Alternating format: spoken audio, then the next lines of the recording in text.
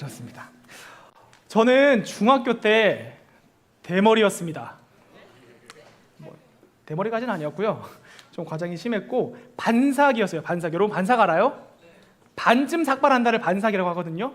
뭔 일이 있었던 거냐면은 고등학교, 중학교 때 무슨 일이 있었냐면은 이렇게 대구에서 제가 중학교를 나왔는데 대구라는 지역은 중학교 때 두발 규정이 있고 고등학교에 올라가면은 두발 규정이 풀리는 그런 동네였어요. 제가 대구에서 중학교를 다녔으니까 머리가 어떻겠어요? 네, 반삭이었습니다. 안타까운 반삭, 아무것도 이렇게 가능성이 없는 그 반삭 머리를 하고 있다가 이제 제가 고등학교를 진학하게 됐어요. 근데 무슨 일이 벌어졌느냐? 고등학교를 대구에서 안 간 거예요.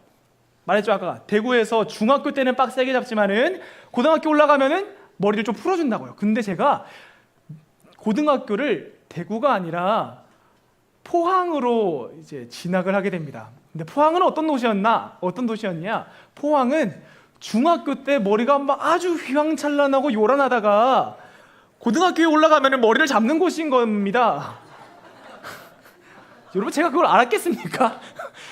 갔더니 길다는 거예요. 그래서 머리를 밀렸습니다. 그래서 저는 중학교 때부터 고등학교 때까지 사진들을 보면은 빡빡이 반삭 머리를 하고 있습니다. 이 포항이라는 도시는요, 입학 전에 이 성적 테스트라는 게 있었어요. 그러니까 시험을 보고 반 배치를 하는 거였는데 시험을 보고 나서 성적이 잘 나온 친구들, 그러니까 상위권에 있는 친구들은 특반이라고 해서 이제 남자는 1반, 여자는 11반에다가 모아놨었고요. 나머지 친구들은 다 평반, 평범한 반이라고 해서 여기저기에 흩뿌려 놨었습니다. 제가 특반 갔을 것 같아요? 평반 갔을 것 같아요? 평반 갔을 것 같아요. 자, 제가 문제가 있었어요. 시험을 안 봤으니까 점수가 없으니까 얘를 특반 보내야 될지 평반 보내야 될지 뭐 자료가 없는 거예요. 그래서 교감 선생님께서 만나는 자리에서 이렇게 물어보셨습니다. 야야, 네 공부 얼마나 했노? 이렇게 물어보시는 거예요. 그 포항 학생 그 교감 선생님께서. 그래서 여러분 제가 중학교 때 공부 얼마나 했을 것 같습니까? 참고로 제가 중학교 때 한 370명 정도가 이제 같은 학년에 있었어요. 몇 등 정도 했을 것 같아요? 370등 했을 것 같다고? 몇 등 정도 했을 것 같아요? 10등! 오 고마워요. 217등? 좀 너무 나으신데 저는요 한 120등 정도 했던 걸로 기억을 해요. 120등. 120등 높아요? 안 높아요? 그냥 그래요. 중간 정도 해요. 그래서 제가 얘기했습니다. 그냥 한 중간 정도 했습니다. 이렇게 얘기를 하니까 선생님께서 뭐하러 얘기하시냐면은 그걸로는 녀석 안 될 낀데 하시는 거예요. 그래서 저를 평반, 그것도 10반에다가 배치를 했습니다. 이렇게 점수 수를 1, 2, 3, 4, 5, 6, 10이 아니고요. 2번부터 10반까지는 랜덤이었어요. 그래서 10반에다가 제가 배치가 되게 되었습니다. 입학 후에 여러분 3월에 뭐가 있죠? 모의고사가 있죠. 그렇죠? 모의고사를 제가 3월에 봤어요. 되게 열심히 봤습니다. 그런데 사고가 발생했습니다. 모의고사 성적이 반 1등이 나온 거예요. 모의고사 그리고 수학 점수가 전교에서 27등인가? 그렇게 나온 거예요. 여러분 오할 게 아니라 사실 문제를 풀 때 보니까 주위 친구들은 다 엎드려 자더라고요. 저가 혼자 열심히 모의고사 보라고 혼자 열심히 풀고 있더라고요. 자, 그래서 어떤 일들이 벌어지게 됐냐? 죄송합니다. 좀 속된 말인데 재수 없는 시간들을 제가 그때 한동안 보내게 됐습니다.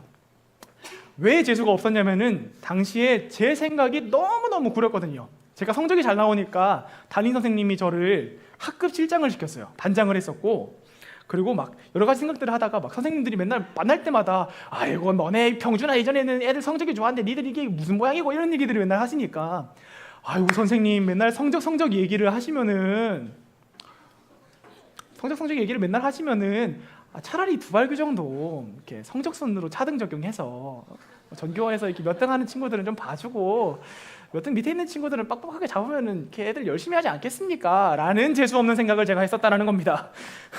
얼마나 재수 없습니까? 사실 여러분 근데 그 당시에 성적이 뭐 잘 나온 것도 아니에요. 그냥 한 3등급 나왔어요. 3등급 나왔는데 학교가 그런 학교였던 거죠. 자, 말하고 싶은 요지가 뭐냐면요, 여러분 우리가 보상을 바란다는 거예요. 무언가를 잘하면은 그 일에 대해서 보상을 우리는 원합니다.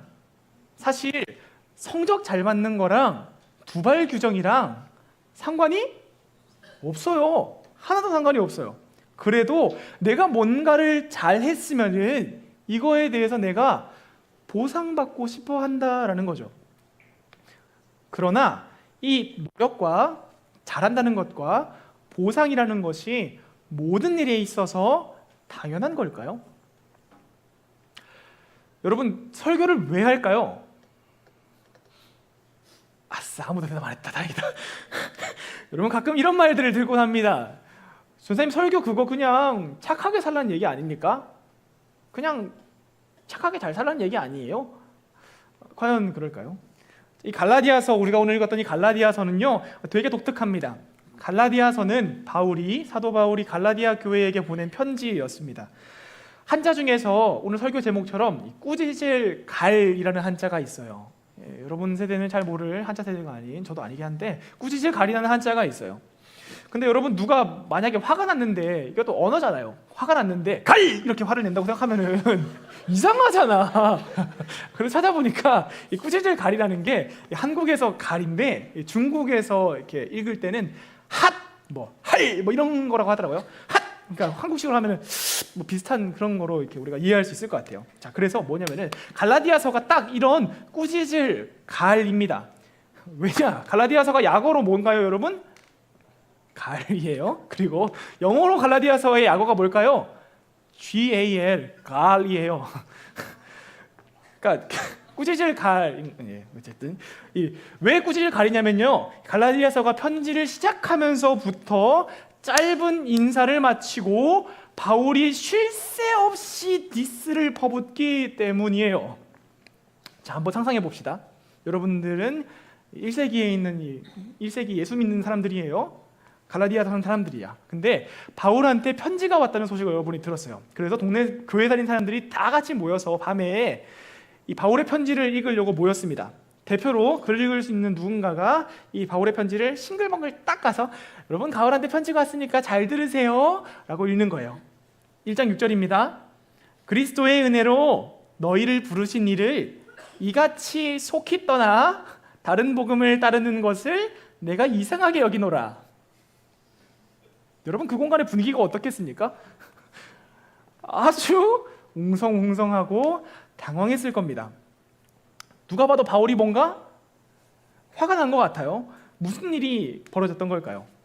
자, 오늘 본문에서 바울은 갈라디아 사람들에게 이렇게 이야기합니다. 내가 너희에게서 다만 이것을 알려 하노니 너희가 성령을 받은 것이 율법의 행위로냐 혹은 듣고 믿음으로냐. 자, 이 편지 문구를 조금 더 쉽게 번역해 보자면은 바울은 지금 이런 얘기를 하고 있는 겁니다. 당신들 구원받은 거 잘 살아서 받은 겁니까? 아니면은 믿음으로 받은 겁니까? 바울이 이렇게 묻는 게 진짜 구원이 행위로 받는 건가? 아니면 믿음으로 받는 건가? 이걸 몰라서 묻는 건 아닐 거예요.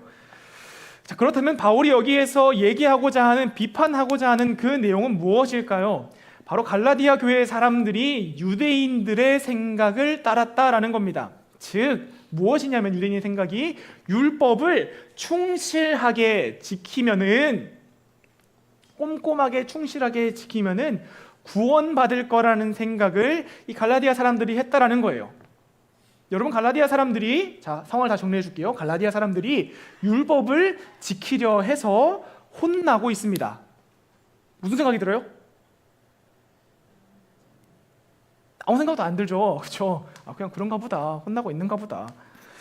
자, 그런데 여러분이 율법이라는 게 무언가 나쁜 일을 하라는 게 아닙니다.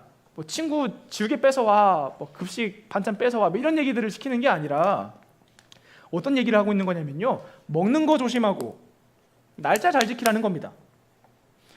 이 편지를 읽으면서 갈라디아 사람들은 매우 당황했을 겁니다. 억울하기도 했을 거예요. 갈라디아 사람들이 지금 나쁜 일을 뭔가 하고 있는 게 아니거든요. 사람들끼리 같이 모여서 옆집 털고 오고 이런 것들 하고 있는 게 아니란 말이에요. 단지 신앙생활을 열심히 하고 있었을 뿐이었다라는 겁니다.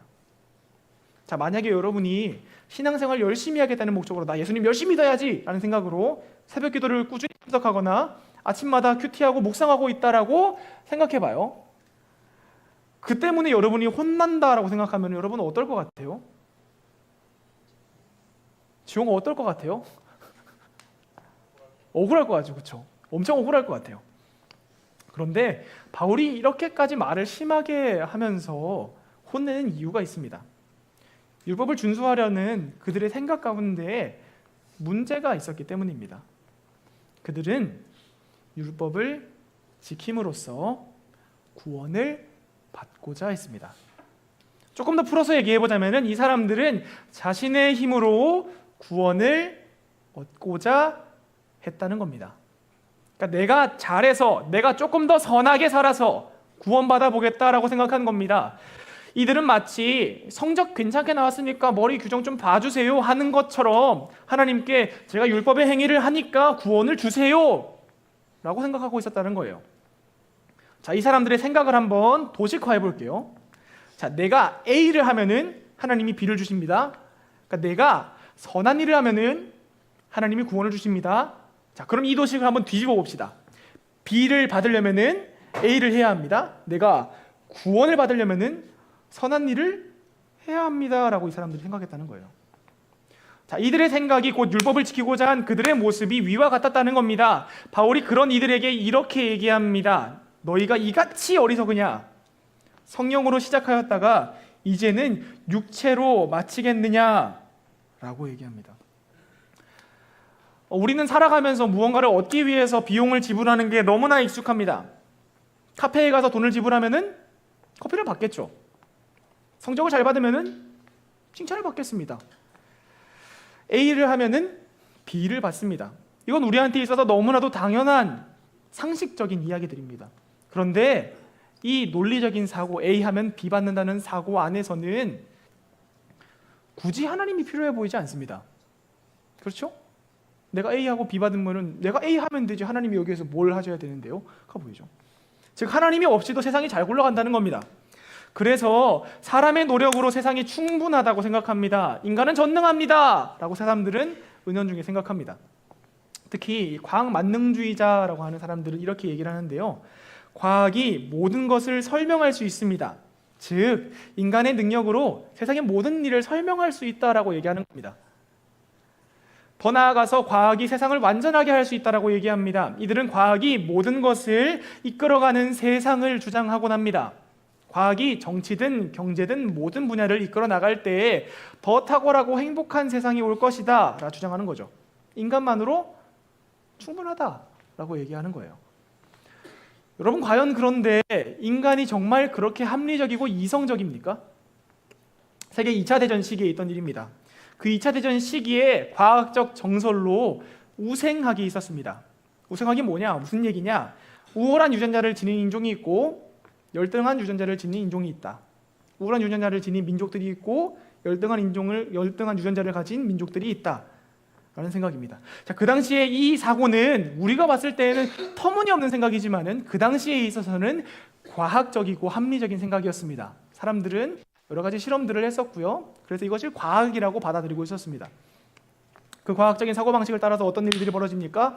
독일의 히틀러는 인류를 위한다는 그의 믿음 하에 열등한 유전자를 제거하겠다며 유대인 말살을 시행했습니다.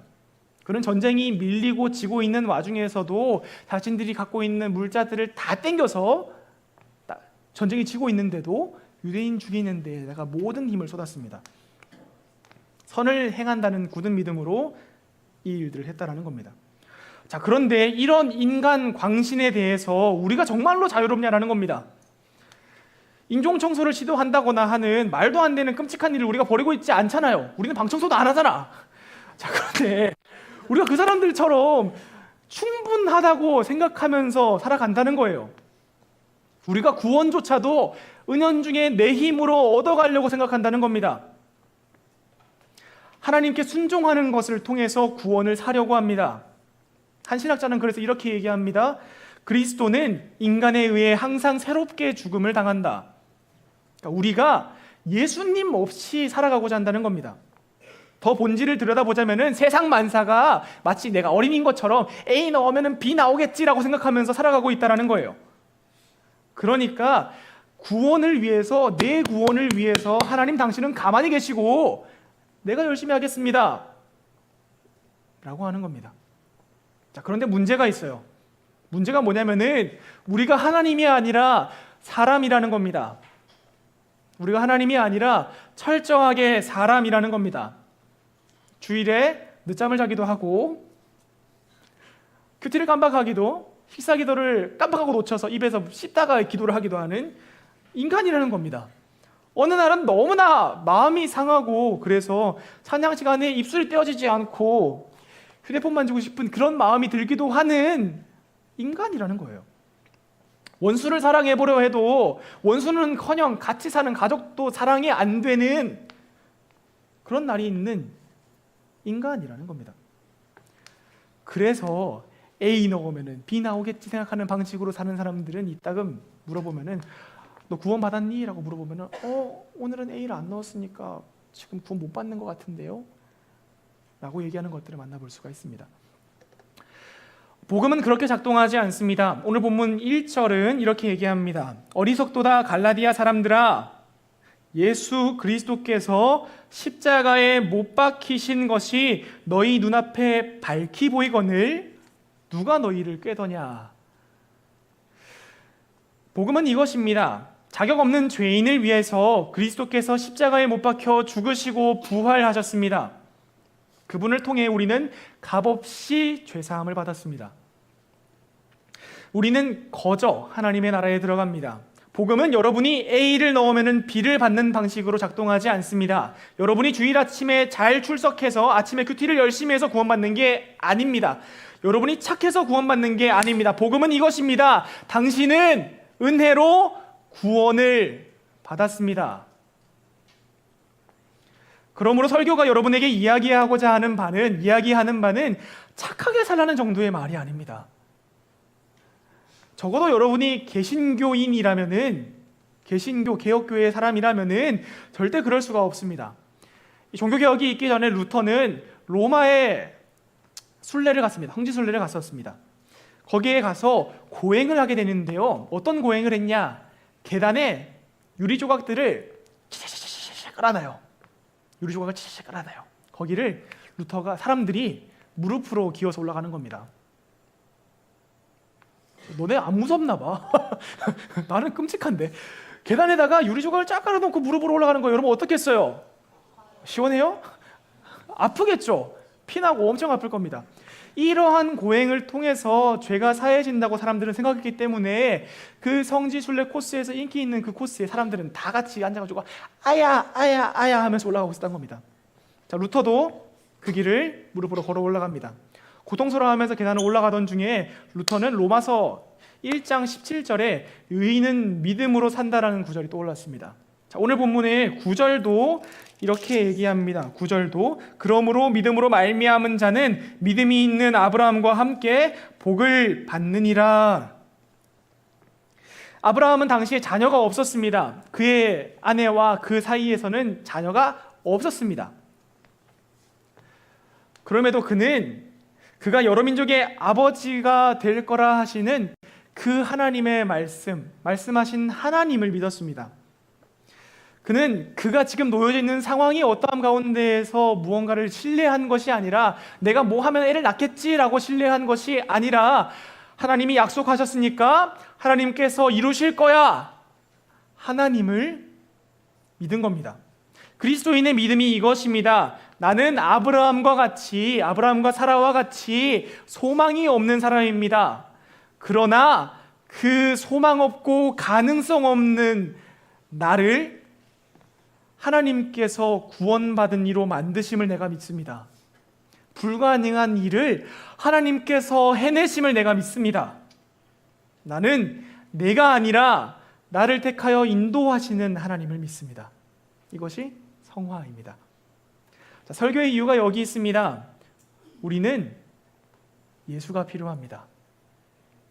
많은 사람들이 예수가 필요 없다는 듯이 이야기하는 오늘날입니다. 심지어 믿는다고 하는 우리들조차도 예수가 필요 없다는 듯이 자기 힘으로 구원을 얻어보려고 자기 나름의 현대적인 고행들을 합니다. 착하게 살려 해보고 실패하고 낙심하고 자책합니다.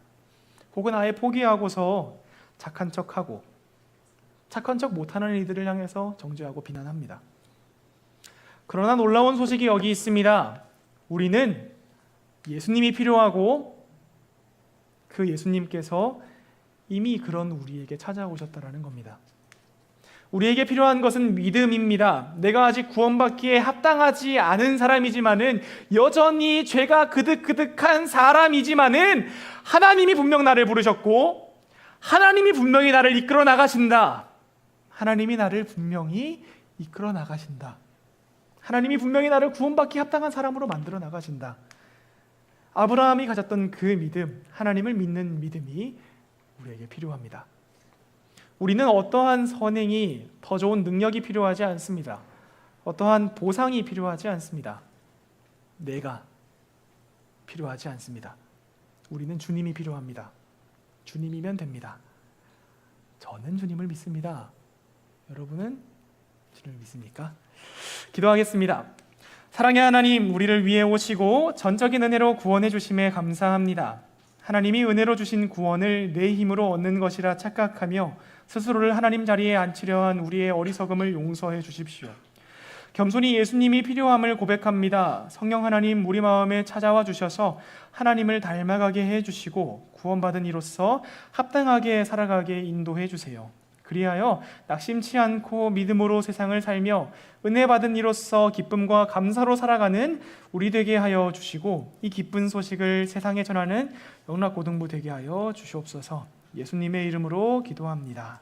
아멘.